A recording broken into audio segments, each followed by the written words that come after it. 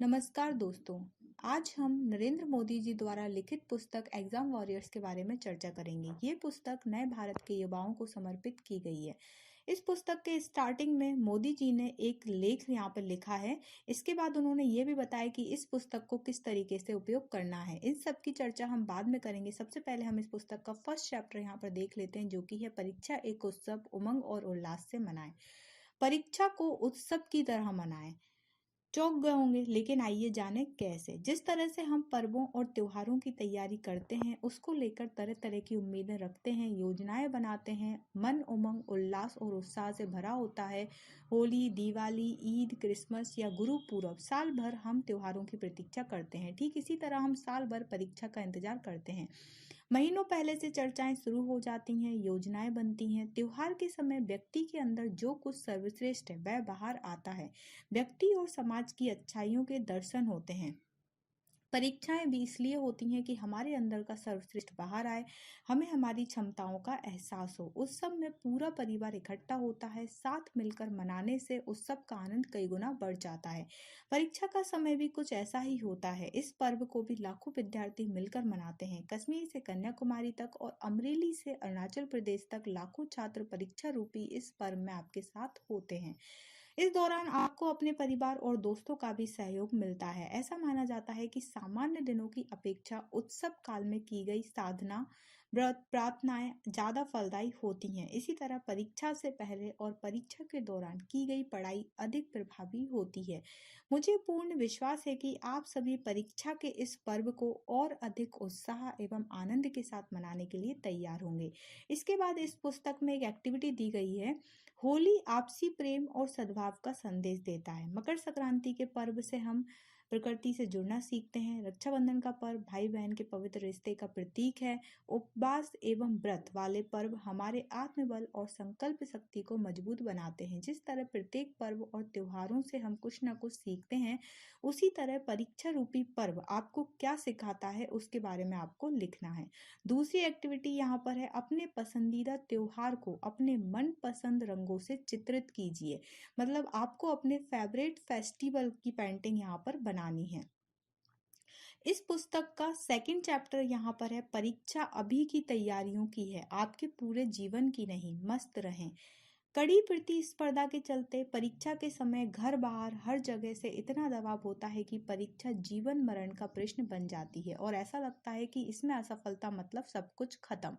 परीक्षा जीवन मरण का प्रश्न नहीं है। अपनी योग्यता को कभी भी किसी बोझ तले दबने ना दे, विशेष रूप से परीक्षा में असफलता के डर से।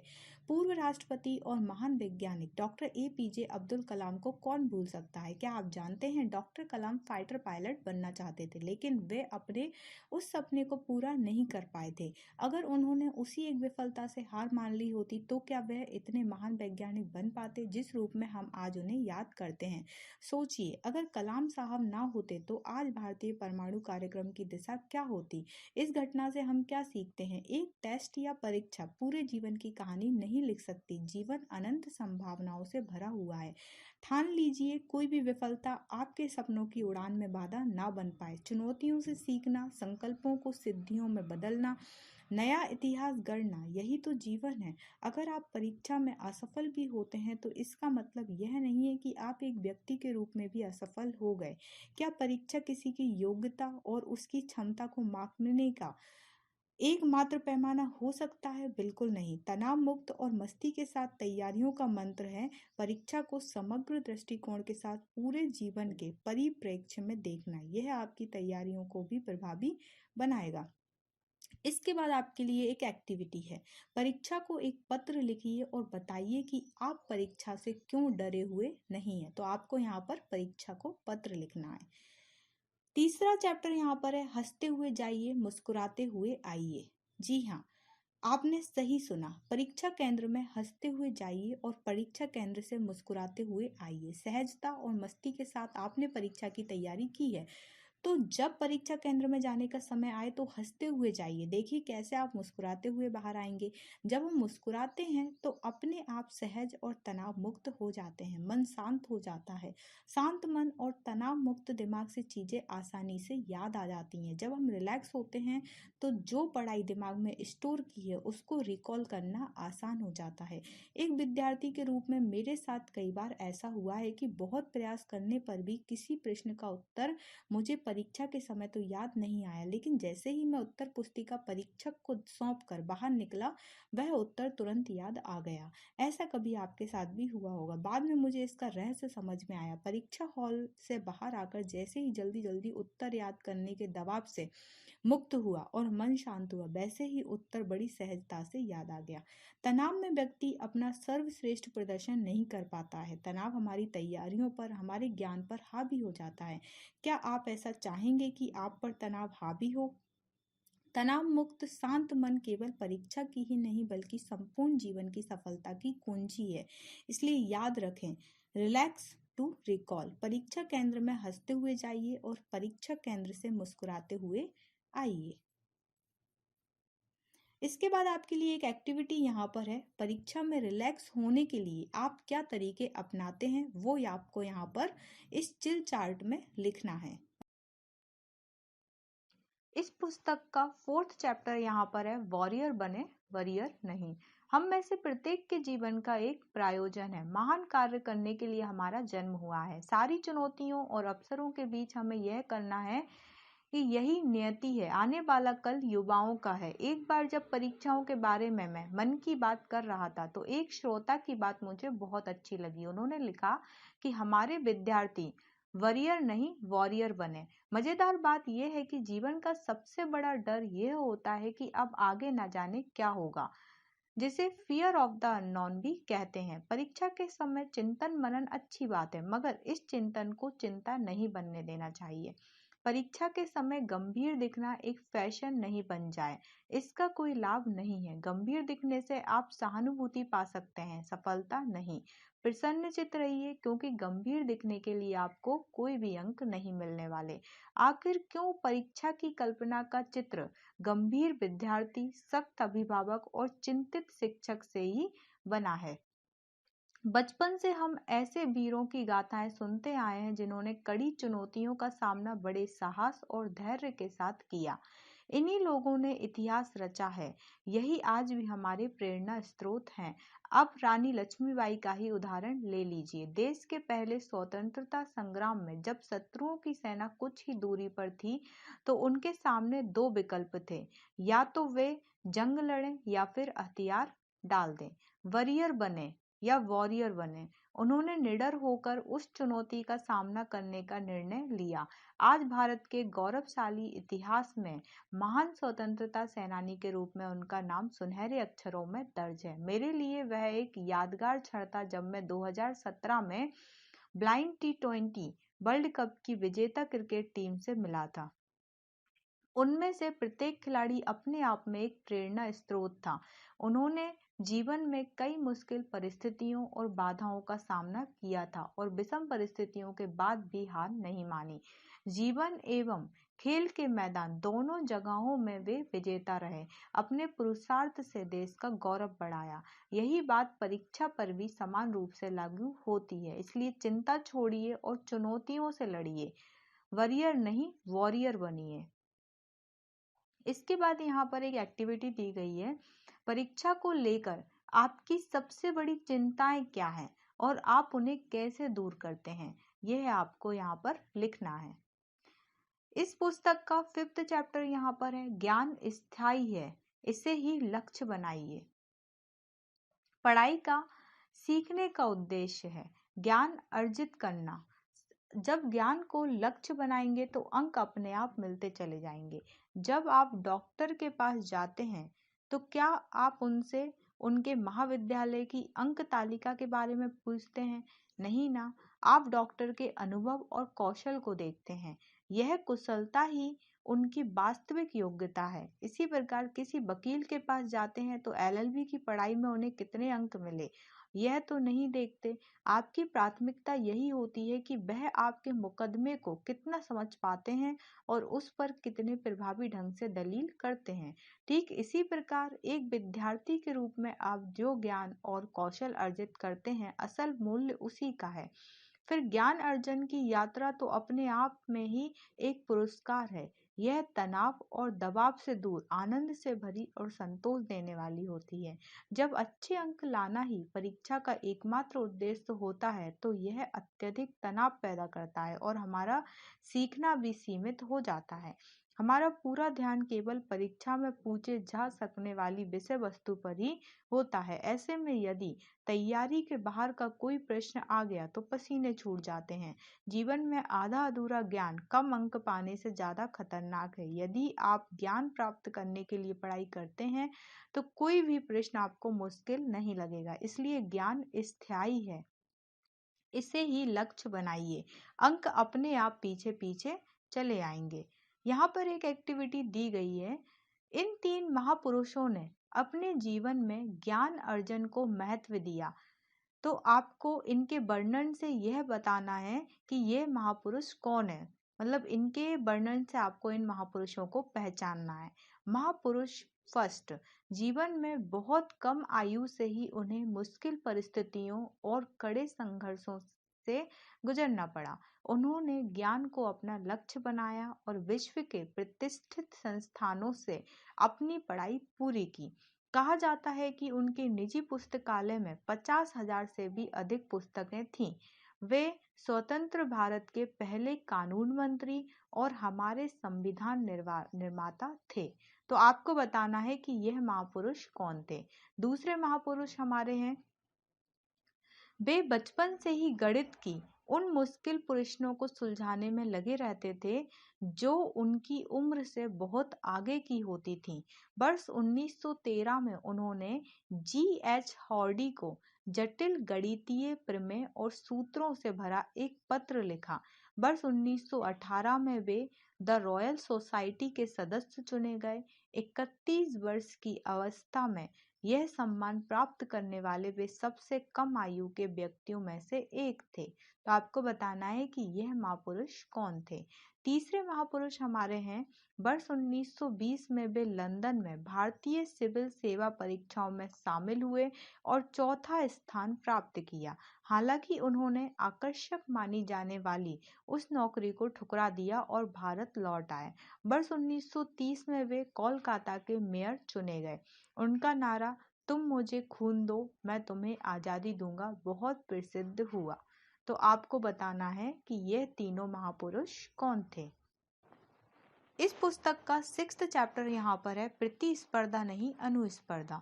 आपको किस स्थिति में अधिक आनंद आता है? किसी ऐसे सवाल को हल करने में जिसे अब तक आप स्वयं नहीं कर पा रहे थे, या फिर ऐसे सवाल को हल करने में जिसे आपका सहपाठी हल नहीं कर पा रहा है। स्पर्धा दूसरों से करने के बजाय स्वयं से कीजिए, अर्थात प्रतिस्पर्धा नहीं अनुस्पर्धा कीजिए। निरंतर अपने आप को बेहतर करने का प्रयास कीजिए। कड़ी मेहनत और लगन से अपने ज्ञान, कौशल और क्षमताओं का लगातार विकास और विस्तार कीजिए। तैयारी करते समय उन आयामों पर ध्यान लगाइए जहां आपको सुधार की आवश्यकता है। अपने आप से पूछिए, क्या मुझे अपना शब्द भंडार, वोकैबुलरी बढ़ाने की आवश्यकता है? क्या मैं गणित के प्रश्नों को पहले की तुलना में जल्दी हल कर पा रहा हूँ? मैं अपनी एकाग्रता कैसे बढ़ा सकता हूँ? जाने माने एथलीट सर्गेई बुबका याद है? मैंने मन की बात के एक एपिसोड में भी उनका उल्लेख किया था। उन्होंने पुरुषों की पोल वोल्ट बास कूद स्पर्धा में स्वयं के ही विश्व रिकॉर्ड को 1 या 2 बार नहीं बल्कि 35 बार तोड़ा। जब आप किसी दूसरे से प्रतिस्पर्धा करते हैं तो 3 संभावनाएं होती हैं, या तो आप उससे बेहतर हैं, या उससे खराब हैं, या फिर उसके बराबर हैं। अगर आप बेहतर हैं तो बेपरवाह हो जाएंगे, अति विश्वास से भर जाएंगे।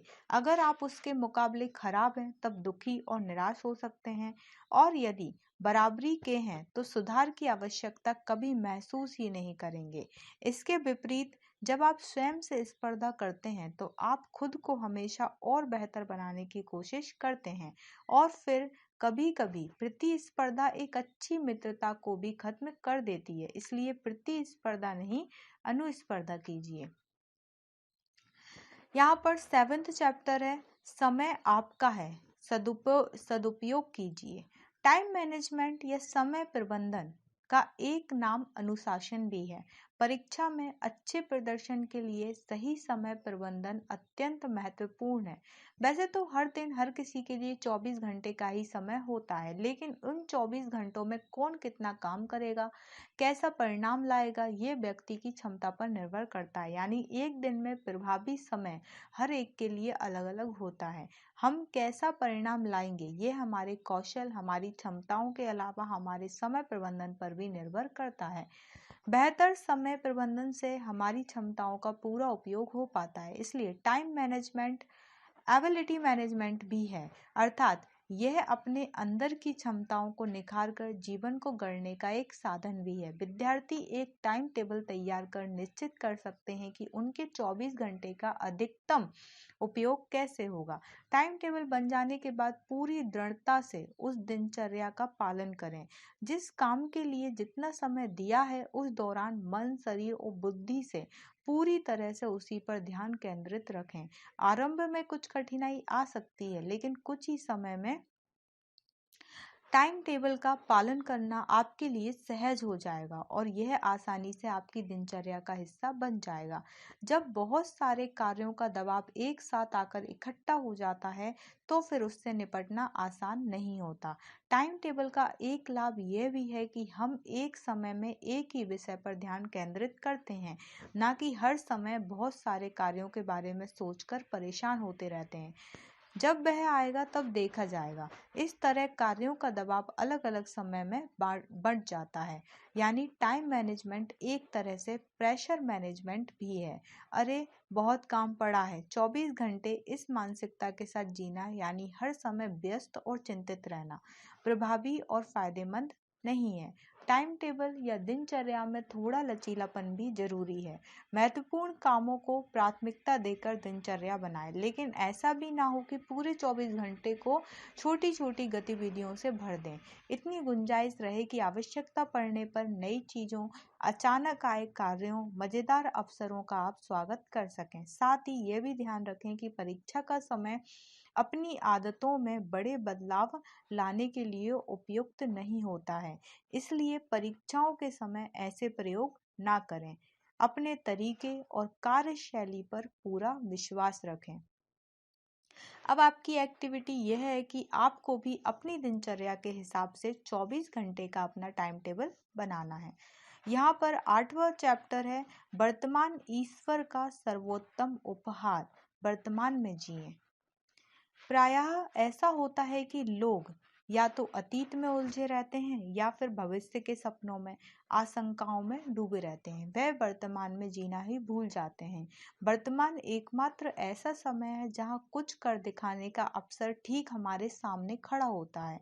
बहुत बार आपने देखा होगा कि जब हम पढ़ने बैठते हैं तो खेल का मैदान याद आता है, और जब खेल के मैदान में होते हैं तो पढ़ाई की चिंता सताती है। फिर दोनों ही काम ठीक से नहीं होते। जीवन में सबसे महत्वपूर्ण कोई पल है तो वो है अभी और यहाँ। इसे जी भरकर जीना है। इसका मतलब यह नहीं कि अतीत या भविष्य का कोई महत्व नहीं है। अतीत के अनुभवों से सीखिए, भविष्य के लिए योजनाएं बनाइए और वर्तमान के कार्य में जुट जाइए। अतीत की सफलता हो या विफलता, उसे वर्तमान पर कभी हावी ना होने दें। वर्तमान पर ध्यान केंद्रित करना कितना महत्वपूर्ण है, इसे मैंने मेरी पार्टी में जब संगठन का दायित्व था तब बखूबी समझा। एक और जहां कामकाज का दायरा बड़ा था तो दूसरी ओर विभिन्न क्षेत्रों के ढेर सारे लोगों से मिलना जुलना भी होता था। ऐसे में वर्तमान पर जहां है वहां ध्यान केंद्रित करने से ही मैं दोनों के साथ न्याय कर पाया। मैं जब भी किसी से मिलता हूँ या कुछ कर रहा होता हूँ तो मेरा पूरा ध्यान वहीं पर रहता है, जैसे उस काम में डूब सा जाता हूँ। उस समय मैं दूसरी बातों के बारे में नहीं सोचता। वर्तमान में जीने की आदत से मन हमेशा शांत रहता है।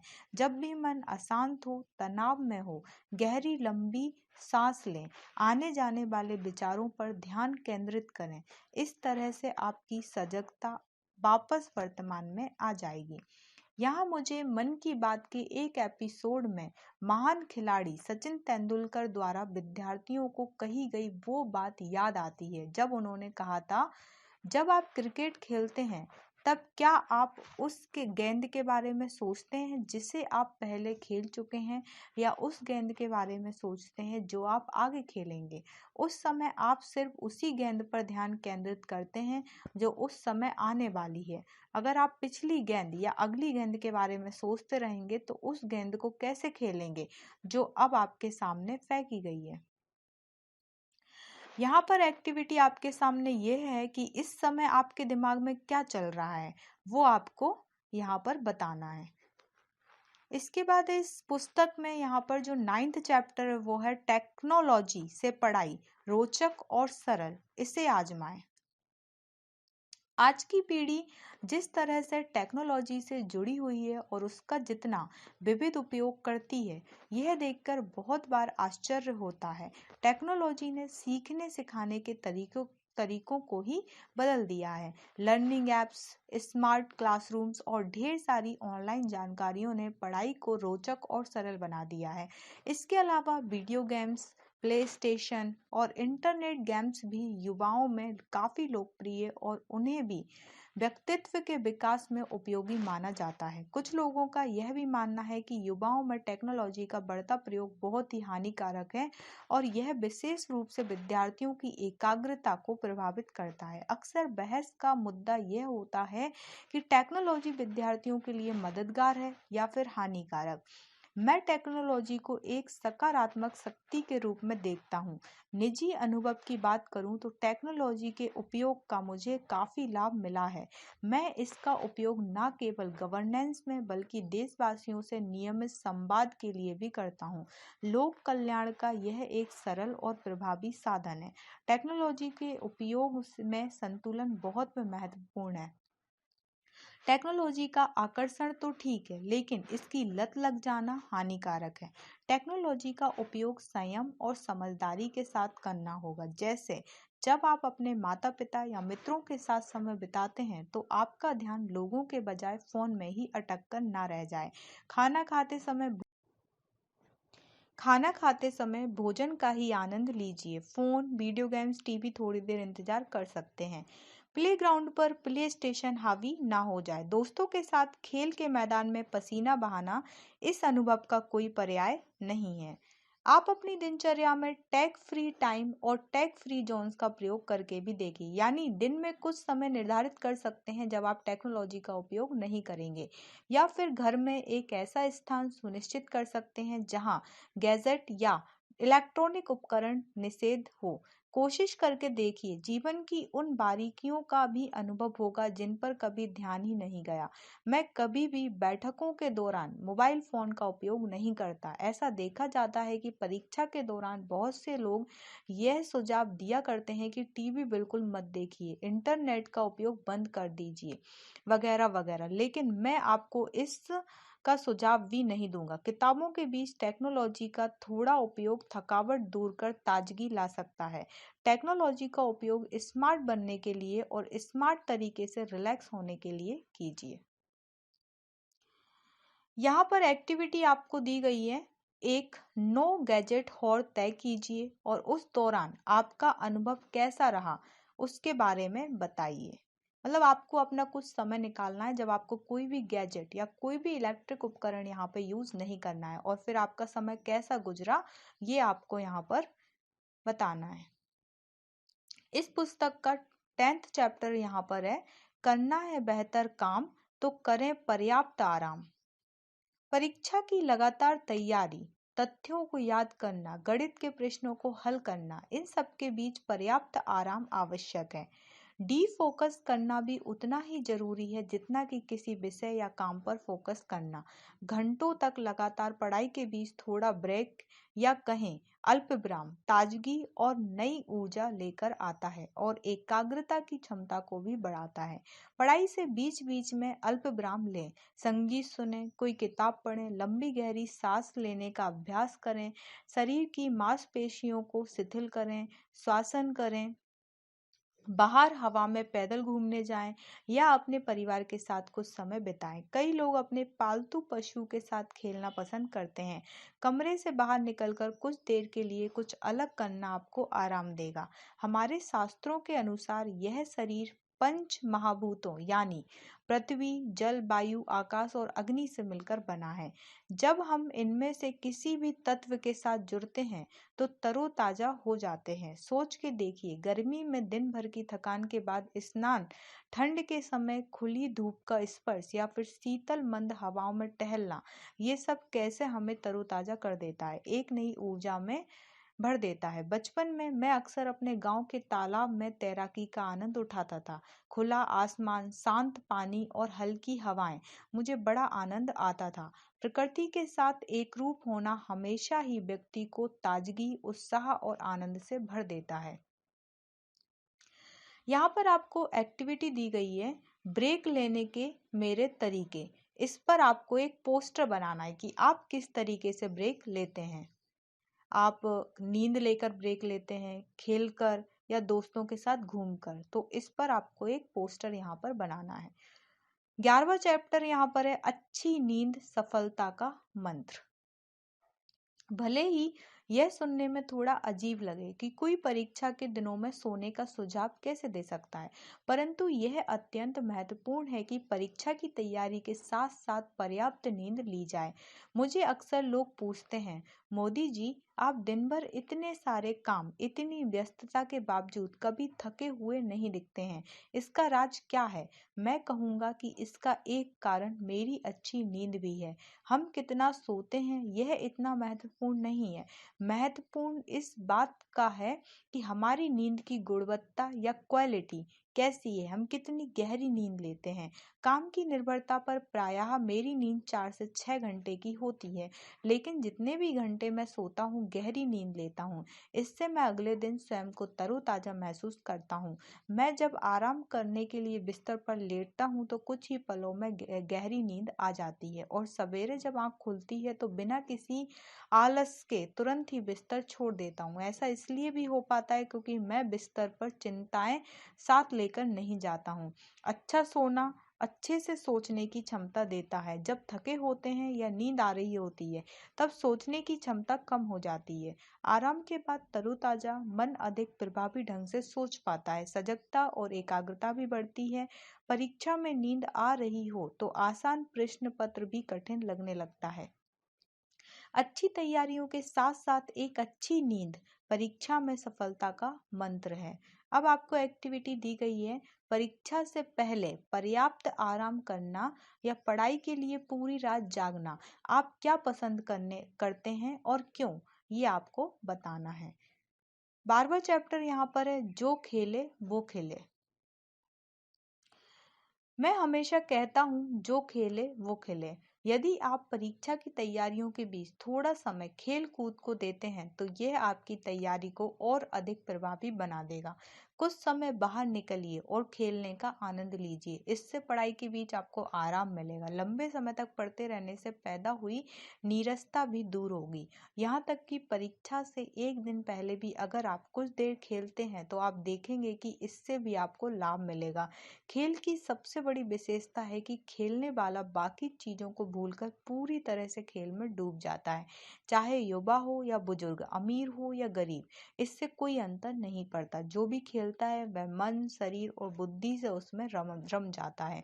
किसी भी काम में पूरी तरह से डूब जाने की यह क्षमता परीक्षा की तैयारियों में भी बड़े काम की होती है। खेल कूद के और भी कई लाभ हैं जो हमें परीक्षा के लिए तैयार करते हैं।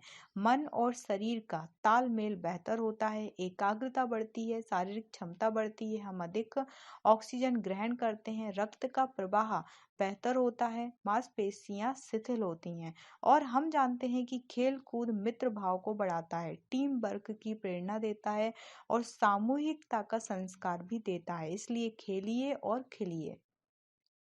अब आपके लिए एक्टिविटी यहाँ पर यह है कि अपना मनपसंद खेल चुनिए और अपने पसंदीदा खिलाड़ियों को लेकर अपने सपनों की टीम बनाएं। इस पुस्तक का 13th चैप्टर यहाँ पर है, स्वयं को जानिए, अपनी क्षमताओं पर गर्व कीजिए।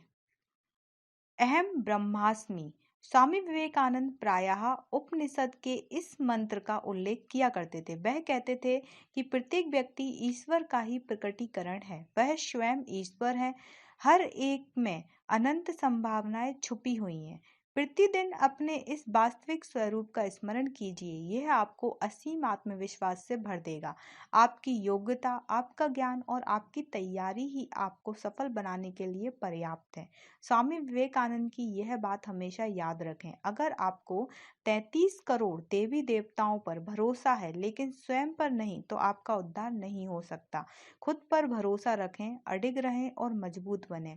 अपने आप पर विश्वास रखें और अफवाहों से बचें। कभी कभी परीक्षा के दिनों में प्रश्न पत्र को लेकर तरह तरह की बातें होती हैं, अफवाहें सुनने को मिलती हैं। इन सब पर ध्यान मत दीजिए, अपने विश्वास को डिगने मत दीजिए। अगर आपकी तैयारी अच्छी है तो इससे आपको कोई फर्क नहीं पड़ेगा। क्या आपने गोताखोरों को देखा है? जब वे पानी में ऊंचाई से छलांग लगाते हैं तो अपने आत्मविश्वास और बलबूते पर लगाते हैं, ना कि इस उम्मीद से कि नीचे कोई उन्हें थाम लेगा। सब कुछ जान लेंगे तभी आत्मविश्वास पैदा होगा, ऐसा नहीं है। अपने छोटे छोटे गुणों, अपने कौशल और अपनी क्षमताओं को जान लेंगे तो आत्मविश्वास पैदा होगा। अपनी छुपी क्षमताओं से साक्षात्कार का एक सरल तरीका है सेवा। जब हम निस्वार्थ भाव से दूसरों की सेवा करते हैं तो स्वयं की क्षमताओं का भी अनुभव होता है और अभूतपूर्व साहस आता है। अब आपकी यहाँ पर एक्टिविटी है, मेरा नाम मेरे गुणों की पहचान। अपने नाम के प्रत्येक वर्ण का प्रयोग करते हुए अपनी विशेषताएं बताइए। इस पुस्तक का 14th चैप्टर यहाँ पर है, अभ्यास से बढ़ेगा आत्मविश्वास। रिवीजन या दोहराना महत्वपूर्ण भी है और उपयोगी भी। इससे हमने जो पढ़ा है उसमें स्पष्टता तो आती ही है, साथ ही चीजें समय पर आसानी से याद आ जाती हैं।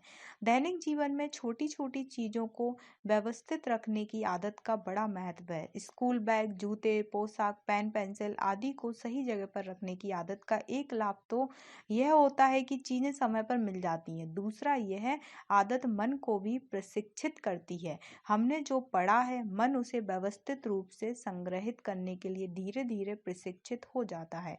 इससे चीजों का समय पर फिर से याद करना आसान हो जाता है। रिवीजन करने के कई आसान तरीके हैं। पढ़ाई के समय उन विषयों को जरूर चिन्हित कर लें जहां आपको लगता है कि बाद में इनके रिवीजन की जरूरत होगी। महत्वपूर्ण बिंदुओं को अलग से लिख लें। कई युवा मित्र किसी विषय की पूरी संकल्पना का ही माइंड मैप तैयार कर लेते हैं, जिससे उसे याद रखना आसान हो जाता है। कई विद्यार्थी विषयों को छोटे मंत्र, तुकबंदी या फिर सूत्र बनाकर याद करते हैं, जैसे इंद्रधनुष, रेनबो के रंगों को विबग्योर या बैनी आहा पीनाला शब्द के सहारे याद रखते हैं।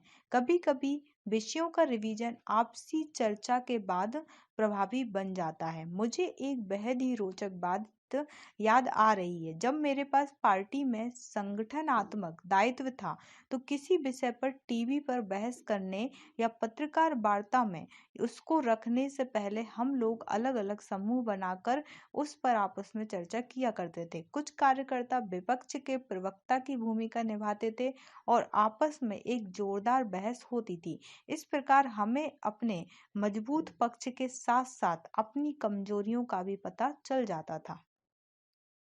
कई बार जब दूसरे बताते हैं तो हमें अपनी कमियों का पता बड़ी आसानी से चल जाता है।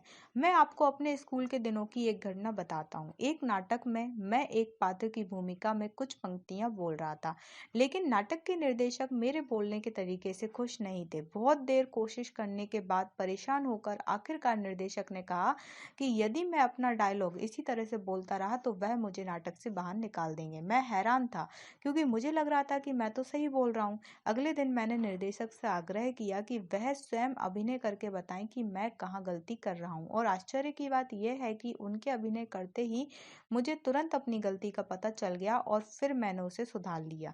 आपने सुना होगा कि मैच खत्म होने के बाद खिलाड़ी कई बार बैठकर खेल के महत्वपूर्ण हिस्सों का वीडियो देखते हैं। इस दौरान वे न केवल अपने बल्कि विरोधी टीम के खिलाड़ियों का भी प्रदर्शन बारीकी से देखते हैं। इससे उन्हें अपने खेल को सुधारने में सहायता मिलती है। प्रभावी या स्मार्ट रिवीजन के कई और तरीके हैं। अपने लिए उपयुक्त तरीके का चयन कर नियमित अभ्यास से निपुण बने। इस पुस्तक का यहाँ पर 15वां चैप्टर है, बातें छोटी असर बड़े।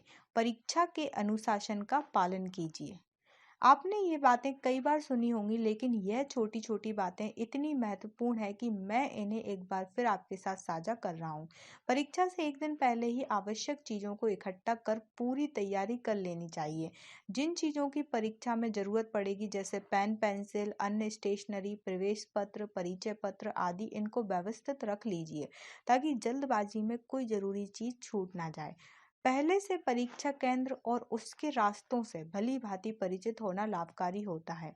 परीक्षा केंद्र पर निश्चित समय से थोड़ा पहले पहुंचें। इससे परीक्षा से ठीक पहले आप हड़बड़ी में नहीं रहेंगे और अनावश्यक तनाव से बचेंगे। कई विद्यार्थी देर से पहुंचते हैं और फिर घबरा जाते हैं, जिससे परीक्षा पर विपरीत प्रभाव पड़ता है।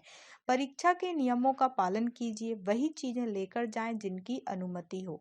उत्तर पुस्तिका मिलते ही लिखने की जल्दबाजी मत कीजिए। प्रश्न पत्र के निर्देशों को शांत होकर कुछ समय अच्छे से पढ़िए। परीक्षा देकर घर आने पर यह सुनिश्चित कर लीजिए कि प्रवेश पत्र, परिचय पत्र जैसी आवश्यक चीजें आपने संभाल कर रख ली हैं। इन सब की आवश्यकता आपको आगे भी पड़ेगी। परीक्षा के समय में ऐसा कुछ भी करने से बचें जिससे आप सहजी ना हो पाएं। बहुत बार कई विद्यार्थी परीक्षा के समय नए कपड़े पहन लेते हैं और असहज महसूस करते हैं। इसी तरह यदि आप नया पेन लें और उस पेन से अभ्यस्त नहीं हैं, तो परेशान हो सकते हैं। पेन सहित अन्य स्टेशनरी हो या फिर कपड़े, वही रखें जिनका प्रयोग आप पहले से करते आ रहे हैं।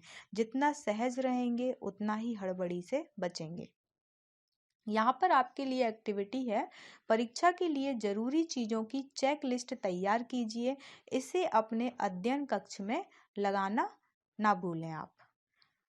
इस पुस्तक का 16वां चैप्टर यहाँ पर है, आपकी परीक्षा आपके तरीके, अपनी शैली अपनाएं।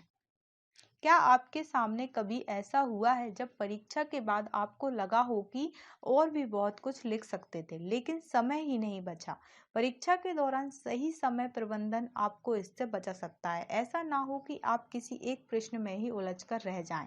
ऐसी स्थिति में अच्छा होगा कि आप अगले प्रश्न पर बढ़ जाएं। जिस प्रश्न का आप अभी उत्तर नहीं दे पा रहे हो, उसे बाद में हल करने का प्रयास कर सकते हैं। इसी प्रकार हो सकता है कि आप किसी प्रश्न का उत्तर बहुत अच्छे से जानते हो और मन कर रहा हो कि लिखते ही जाएं, लेकिन ध्यान रखिए कि समय सीमित है और अभी कई प्रश्नों के उत्तर देने हैं।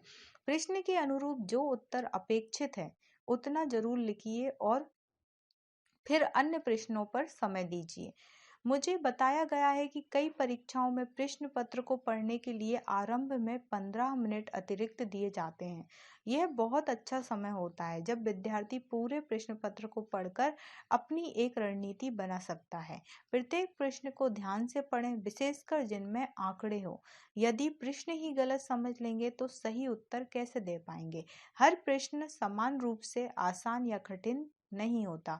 कुछ परीक्षार्थी जहां आसान प्रश्नों के उत्तर पहले लिखना पसंद करते हैं, वहीं कुछ जटिल प्रश्नों के उत्तर लिखने का कोई एक ही तरीका नहीं हो सकता। परीक्षा की आवश्यकता के अनुसार आप अपनी शैली विकसित कर सकते हैं। 17th चैप्टर है यहाँ पर, प्रस्तुतिकरण महत्वपूर्ण है, पारंगत बनिए। आपके लिखे हुए उत्तर में विषय वस्तु की गुणवत्ता सबसे महत्वपूर्ण है। इसके साथ साथ आप उसे कैसे प्रस्तुत करते हैं यह भी मायने रखता है। देश के प्रधानमंत्री के रूप में मुझे अक्सर मंत्रियों और अधिकारियों के प्रस्तावों और कार्यों की प्रस्तुति देखनी होती है। मेरा अनुभव है कि अच्छा प्रस्तुतिकरण विषय वस्तु को और प्रभावी बना देता है। विषय का सही प्रस्तुतिकरण सोने पर सुहागा है। ऐसा ना हो कि आपके लिखे उत्तर परीक्षक की ही परीक्षा ले लें। हमेशा सुनिश्चित करें कि आपके उत्तर आसानी से पढ़े जा सकें। सुसंगत, सुव्यवस्थित और सहज सरल भाषा में लिखे गए उत्तर किसी भी परीक्षक को प्रभावित कर सकते हैं।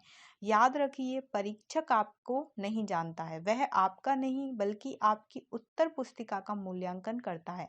पन्ने का प्रभावी उपयोग, हाशिए का ध्यान, शब्दों, वाक्यों व प्रश्नों के बीच का उचित अंतर और साफ सुंदर लेखन आपके उत्तर को आकर्षक बना देता है। इस बात का भी ध्यान रखें कि प्रस्तुतिकरण के कारण परीक्षा में बहुत अधिक समय ना चला जाए।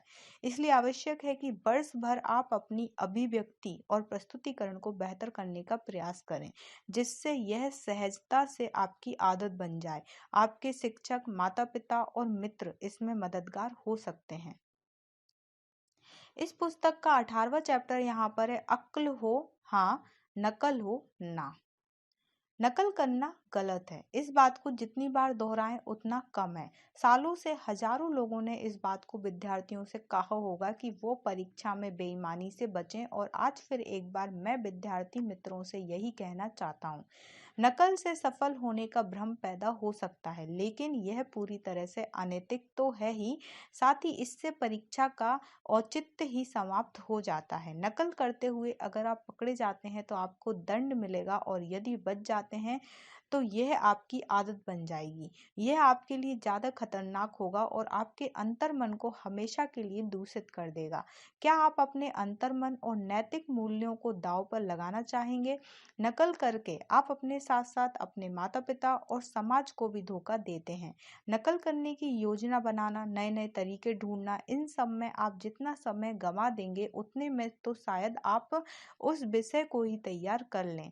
जो परिश्रम से अर्जित हो सकता है वही सफलता है, और यही स्थायी है। एक विद्यार्थी के रूप में ये बात याद रखें कि नकल करने की आदत केवल परीक्षा तक ही सीमित नहीं रहती है। यह आदत कक्षा में मिलने वाले सभी कार्यों, चाहे वह गृह कार्य हो या अन्य, में भी बनी रहती है। किसी और के कामों और विचारों से कुछ चोरी कर उसे स्वयं का बता देना, इसके कारण लोग अपनी नौकरी और सालों से कमाया मान सम्मान तक खो बैठते हैं। मौलिकता और रचनात्मकता मनुष्य की यात्रा के मार्गदर्शक बने, ना कि नकल और चोरी। इस पुस्तक का 19th चैप्टर यहाँ पर है, उत्तर पुस्तिका आगे बढ़ चुकी है, आप भी आगे बढ़ें। परीक्षा की सबसे अच्छी बात है यह बस 2 से 3 घंटे में समाप्त हो जाती है, लेकिन विडंबना यह है कि खत्म होने के बाद भी दिमाग पर इसका असर बना ही रहता है। अक्सर हम देखते हैं कि परीक्षा देकर आने के बाद विद्यार्थी घंटों तक आपस में या परिजनों से उसके बारे में चर्चा करते हैं। किसने कितने उत्तर सही किए और कितने गलत, किसने कौन सा तरीका अपनाया और कौन सा नहीं, यह विश्लेषण चलता ही रहता है। जो परीक्षा हो चुकी है उस पर घंटों तक चर्चा करने का कोई लाभ नहीं है। इससे समय और ऊर्जा तो नष्ट होती ही है, अक्सर ऐसी चर्चाओं से आत्मविश्वास पर बुरा प्रभाव पड़ता है, जिससे अगली परीक्षा की तैयारी भी प्रभावित होती है। कक्षाओं में जो मूल्यांकन होते हैं उनके बाद या फिर प्री बोर्ड के बाद इस प्रकार की चर्चा या विश्लेषण का लाभ मिल सकता है, जहां इसके आधार पर आप अपनी कमियों में सुधार और क्षमताओं का विकास कर सकते हैं। लेकिन अगर यही विश्लेषण फाइनल परीक्षा अथवा बोर्ड की परीक्षाओं के बीच किया जाए तो यह आपके मनोबल को तोड़ भी सकता है।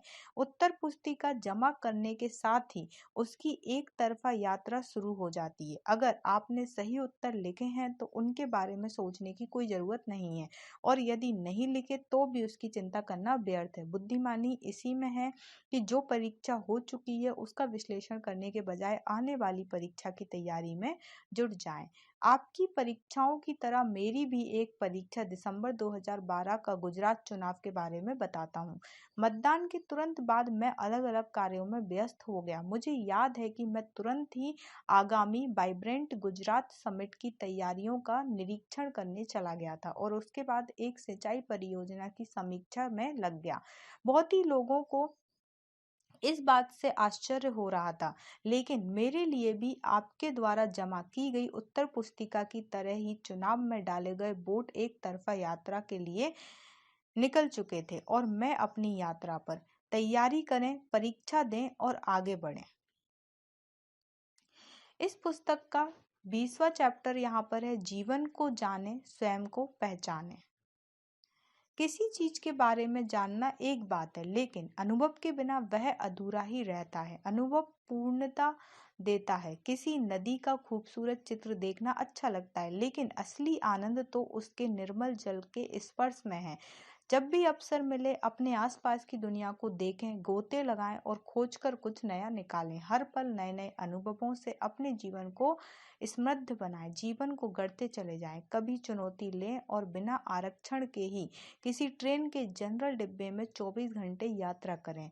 जहां आप हमेशा ही खेलते हैं, वहीं खेलने के बजाय किसी और मैदान में जाकर नए लोगों के साथ खेलें और नए मित्र बनाएं।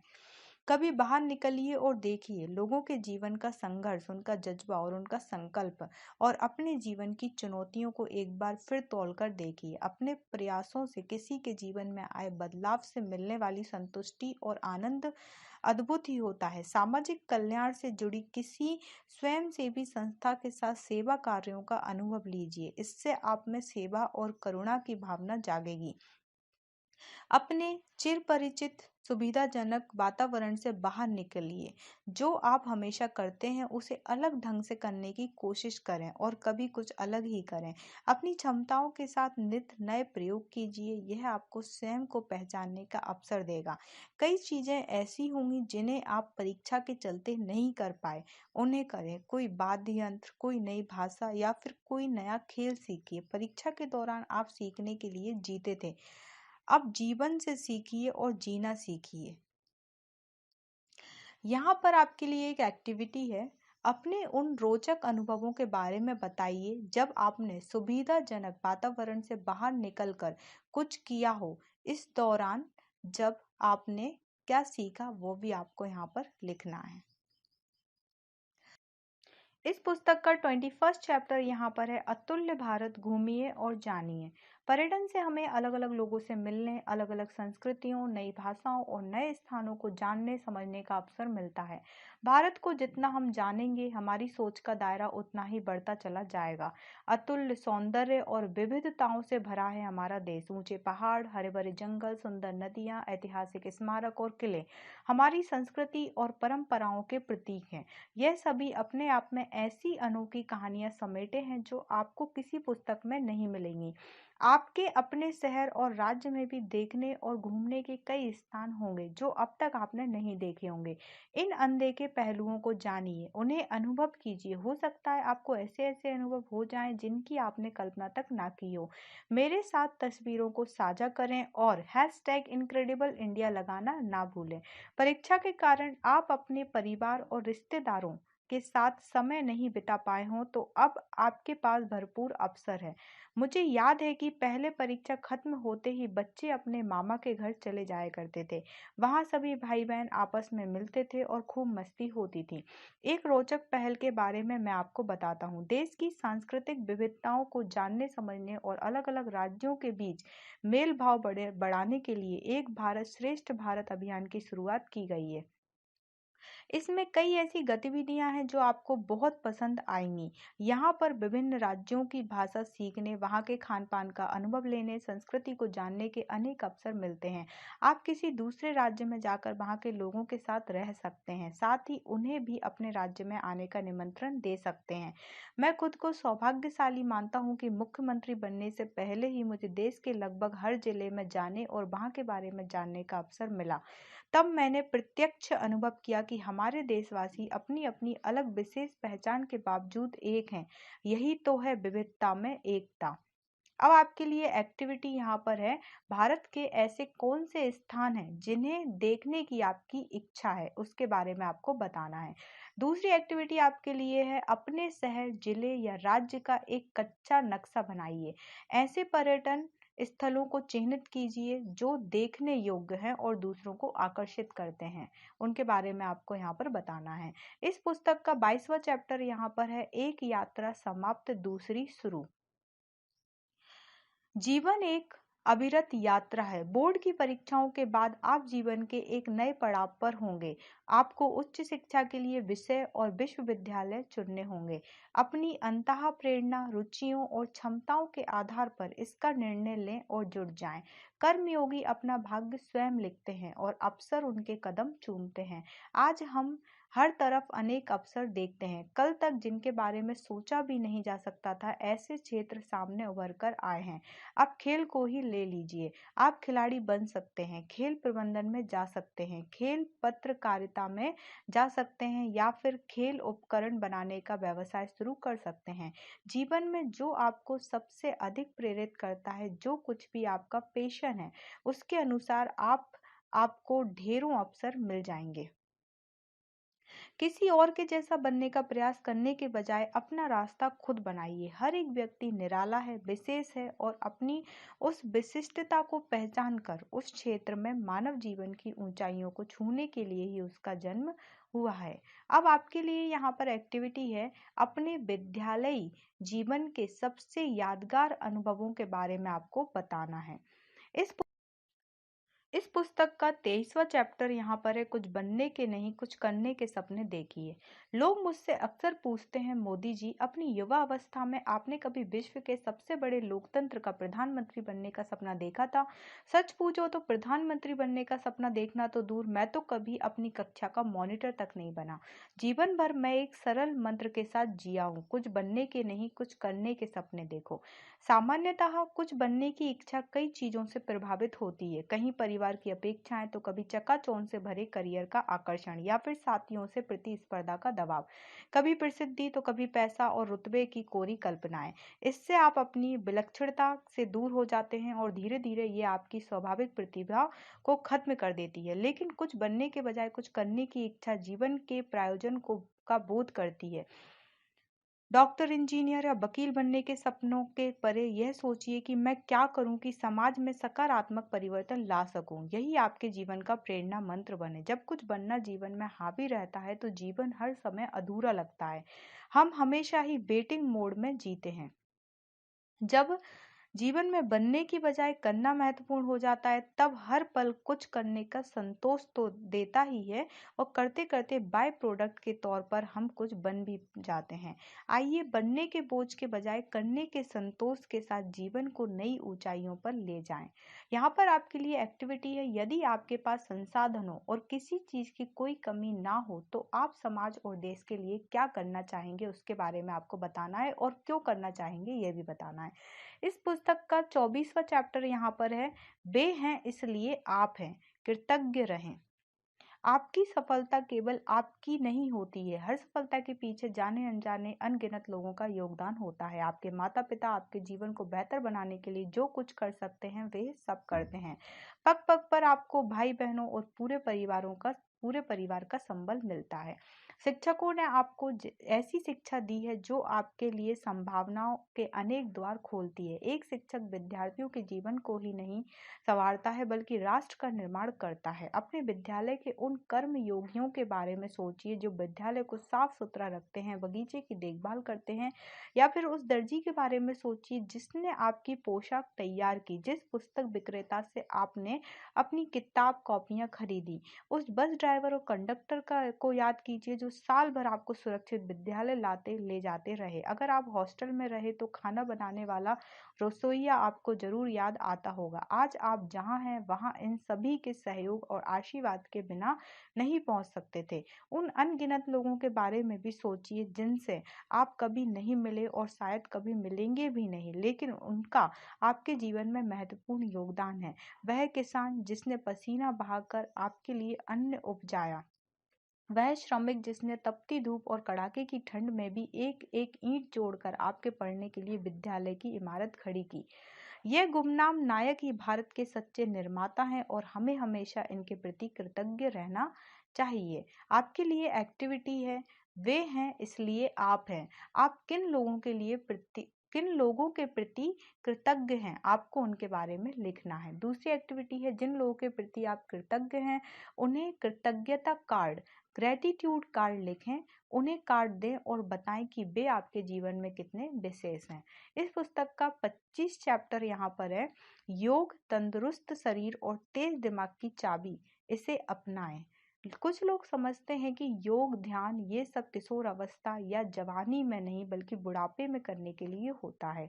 यह बात सच्चाई से कोसों दूर है। सजगता के साथ नियमित योग अभ्यास एक युवा के सर्वांगीण विकास के लिए महत्वपूर्ण है। योग से शरीर स्वस्थ और मन प्रसन्न रहता है। साथ ही यह दिमाग में अनवरत अनियंत्रित चल रहे विचारों की श्रृंखला को दिशा देकर हमारी एकाग्रता को बढ़ाता है। योग अभ्यास को अपनी दिनचर्या का हिस्सा बनाइए। सवेरे कर सकें तो सबसे अच्छा होगा। जब हम अलग अलग आसन और प्राणायाम करते हैं तो मांसपेशियों में खिंचाव और दबाव के साथ साथ मस्तिष्क और धमनियों में रक्त का प्रवाह बढ़ता है।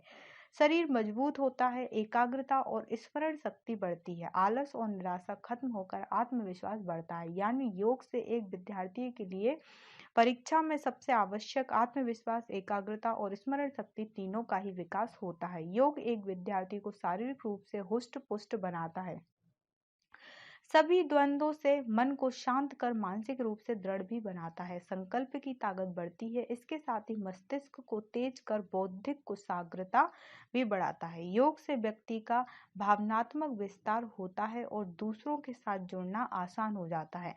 मित्रों और समाज के साथ हमारे संबंध गहरे और प्रगाढ़ होते हैं।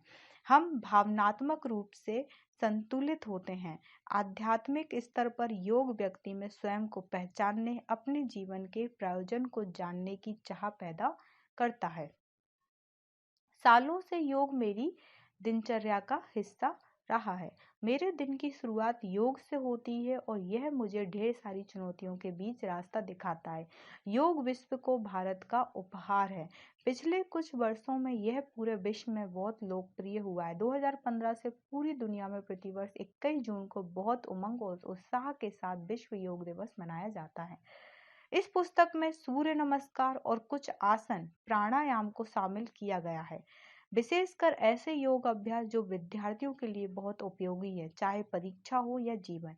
योग को जीवन का हिस्सा बनाइए और अपने जीवन में आए परिवर्तन को अनुभव कीजिए। इसके बाद इस पुस्तक में मोदी जी ने अभिभावकों और शिक्षकों को पत्र लिखा है। जो पत्र उन्होंने अभिभावकों को लिखा है वो इस तरह है।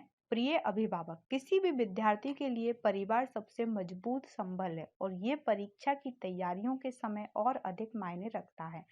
यह समय विद्यार्थियों और पूरे परिवार के लिए बहुत ही महत्वपूर्ण होता है। आपका साथ, आपका प्रोत्साहन बच्चों के लिए जादू की छड़ी है।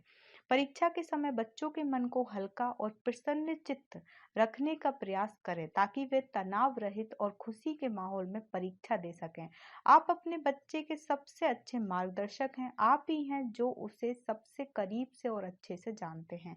आपने अपनी आंखों के सामने पल पल उसे बड़ा होते हुए देखा है। अपेक्षाओं से ज्यादा आपका स्वीकार उसके जीवन को आकार देने वाला है। उम्मीदों का बोझ स्कूल बैग से भी भारी होता है। बच्चे को इस बोझ के नीचे दबाना उचित नहीं है। स्वयं से सवाल करें, क्या हम बच्चों पर हमारी अव्यवहारिक अपेक्षाओं का बोझ तो नहीं डाल रहे? कई बार माता पिता अपनी अधूरी इच्छाओं को अपने बच्चों के द्वारा पूरा करना चाहते हैं। इन सब के बीच एक तरफ हंसता खेलता बचपन बलि चढ़ जाता है तो दूसरी ओर बच्चे को अपनी पूरी आभा के साथ खिलते हुए देखना एक माता पिता का आनंद और संतोष मर ही जाता है। बच्चों के सपने, अभिलाषा और महत्वाकांक्षा अपने माता पिता से अलग हो सकते हैं। इसे स्वीकार करें और अपने बच्चों को उनके सपने पूरा करने में मदद करें। माता पिता अपने बच्चे को अच्छा स्कूल, आरामदायक जीवन समेत सब कुछ अच्छा देना चाहते हैं, लेकिन एक सबसे अच्छा उपहार जो आप अपने बच्चे को दे सकते हैं वह है चुनौतियों से साहस के साथ सामना करने का जज्बा। यह बच्चों को कुछ नया और अलग करने के लिए प्रेरित करेगा। इस किताब में भी मैंने अपने युवा दोस्तों को सुविधाजनक माहौल से बाहर निकलकर नए अनुभव लेने के लिए प्रेरित करने की कोशिश की है। सुरक्षित जीवन शैली धीरे धीरे मन और शरीर दोनों को कमजोर बनाकर पुरुषार्थ करने की क्षमता को खत्म कर देती है। चुनौतियां व्यक्तित्व में साहस और दृढ़ संकल्प पैदा करती हैं। मैं जानता हूं कि आजकल समय की खींचतान रहती है और परीक्षा के समय यह और भी बढ़ जाती है, लेकिन अपने बच्चों के साथ कुछ क्वालिटी टाइम बिताएं। सकारात्मक और हंसी खुशी के माहौल में बच्चों के साथ बिताए गए पलों की बड़ी भूमिका है।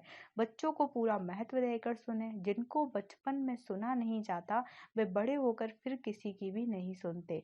बोर्ड की परीक्षाओं के बाद विद्यार्थियों के लिए अपनी पसंद का विषय, महाविद्यालय और विश्वविद्यालय चुनने का समय होता है। आज नए नए कई क्षेत्र हैं, ढेर सारे अवसर हैं। अपने बच्चे को उसकी पसंद और क्षमताओं के अनुसार फैसला लेने में मदद करें। आप युवा एग्जाम वॉरियर्स को साहस और संबल देते रहेंगे। इन्हीं शुभकामनाओं के साथ आपका नरेंद्र मोदी। शिक्षकों के लिए जो पत्र यहाँ पर है वो है, मेरे शिक्षक साथियों, युवा मनों को प्रशिक्षित करने और जीवन गढ़ने के पुण्य कार्य में लगे आप सभी साथियों को बहुत बहुत बधाई। आपकी मेहनत भारत के अच्छे भविष्य के लिए नींव तैयार करती है। एक शिक्षक और विद्यार्थी के बीच का संबंध विशेष होता है। विद्यार्थी अपने शिक्षकों का अनुसरण करते हैं, उनकी बात का गहरा असर होता है। यही वजह है कि मैं इस पुस्तक में एग्जाम वॉरियर्स के साथ शुरू की गई इस चर्चा को आपके माध्यम से आपके विद्यार्थियों के बीच ले जाना चाहता हूँ। आपकी भूमिका इस प्रयास में सबसे महत्वपूर्ण है। परीक्षा के समय कुछ विद्यार्थियों में चिंता और तनाव स्वाभाविक है। उस समय आपका विद्यार्थियों से संवाद उन्हें आत्मविश्वास देता है। प्रत्येक विद्यार्थी विशेष है और अनंत संभावनाएं अपने अंदर समेटे है। शिक्षक ही होता है जो हर एक में से उसमें जो सर्वश्रेष्ठ है उसको बाहर लाने की क्षमता और कौशल रखता है। विद्यार्थियों को किताबों से आगे कई और चीजें जाननी और सीखनी होती हैं। विद्यार्थियों में मौलिक और व्यवहारिक चिंतन की प्यास जगाने में शिक्षक की भूमिका अहम है। परीक्षा के बाद विद्यार्थी और माता पिता महाविद्यालय और करियर चुनने के बारे में सोचने लगते हैं। यह खुशी की बात है कि धीरे धीरे विद्यालयों में यह व्यवस्था विकसित हो रही है, जहां शिक्षक विद्यार्थियों को उनकी क्षमता और रुझान के अनुसार विषय चुनने में मदद करते हैं। मैं आशा करता हूं कि आप इसके साथ साथ विद्यार्थी को यह आत्मविश्वास भी देंगे कि वह खुद ही नए अवसर पैदा कर सके। तनाव रहित परीक्षा, ज्ञान को उद्देश्य बनाना और पुस्तक में उठाए गए अन्य विषयों पर जो चर्चा हम सब लोगों ने मिलकर शुरू की है, मुझे विश्वास है कि वो आपके सहयोग से फलीभूत होगी। हमारे एग्जाम वॉरियर्स हर चुनौती का सामना कर निखर कर बाहर आएंगे। राष्ट्र निर्माण में रत आप सभी को मेरी शुभकामनाएं। योगासन के साथ ये पुस्तक समाप्त होती है। यहाँ पर तरह तरह के योगासन इसमें दिए गए हैं। आपको हमने बताया था कि पुस्तक के स्टार्टिंग में मोदी जी द्वारा लिखित एक लेखन वहाँ पर था और इस पुस्तक को कैसे उपयोग करना है वो भी उन्होंने बताया था। अब उसके बारे में चर्चा कर लेते हैं। मोदी जी लिखते हैं, भारत विश्व का सबसे युवा देश है। हमारी 2/3 जनसंख्या 35 वर्ष से कम आयु की है। भारत का युवा अपनी असाधारण प्रतिभा और कौशल से अपना ही नहीं बल्कि पूरे देश का नाम रोशन कर रहा है। युवाओं की इसी शक्ति और कौशल से नए भारत का सपना साकार होगा। युवाओं से संवाद मुझे हमेशा ही रोमांचित करता रहा है। फरवरी 2015 में बोर्ड परीक्षाओं से पहले मन की बात में विद्यार्थियों के साथ परीक्षाओं को लेकर सीधी बातचीत मुझे आज भी याद है। देश भर में विद्यार्थियों, माता पिता और अध्यापकों ने पत्र, ईमेल और माय गवर्नमेंट के माध्यम से ढेर सारे सुझाव और अनुभव भेजे थे। उस समय मुझे परीक्षाओं को लेकर विद्यार्थियों के मन में क्या उथल पुथल चलती है, इसे करीब से समझने का अवसर मिला। इस अभिनव प्रयोग का परिणाम बहुत ही उत्साहवर्धक और मन को संतोष देने वाला था। उस विशेष मन की बात को जबरदस्त प्रतिक्रियाएं मिली। अभिभावकों एवं शिक्षकों ने इस ध्यान देने योग्य विषय को उठाने के लिए मुझे बधाई संदेश भेजे। छात्रों ने लिखा कि इस मन की बात ने परीक्षा की तैयारियों में बहुत सहायता की और परीक्षा पूर्व के तनाव को कम करने में मदद की और इसी कारण परिणाम अच्छे आए। एक अभिभावक ने लिखा, मोदी जी, मेरा एक बच्चा 12वीं की परीक्षा और दूसरा 10वीं की परीक्षा दे रहा था। वे बहुत ही घबराए हुए थे, लेकिन मन की बात का उन पर इतना अच्छा असर हुआ जितना हमारी बातों का कभी नहीं हुआ। ऐसे पत्रों ने सच में मेरे मन को छू लिया और इसलिए मैंने एक बार फिर परीक्षा देने वाले छात्रों से वर्ष 2016 और 17 में भी बात करने का निर्णय लिया था। मन की बात के इन तीनों कार्यक्रमों के अनुभव और इनके बाद मिली प्रतिक्रियाओं ने मुझे प्रेरित किया कि इन सारे संवाद को एक पुस्तक के रूप में संकलित किया जाना चाहिए।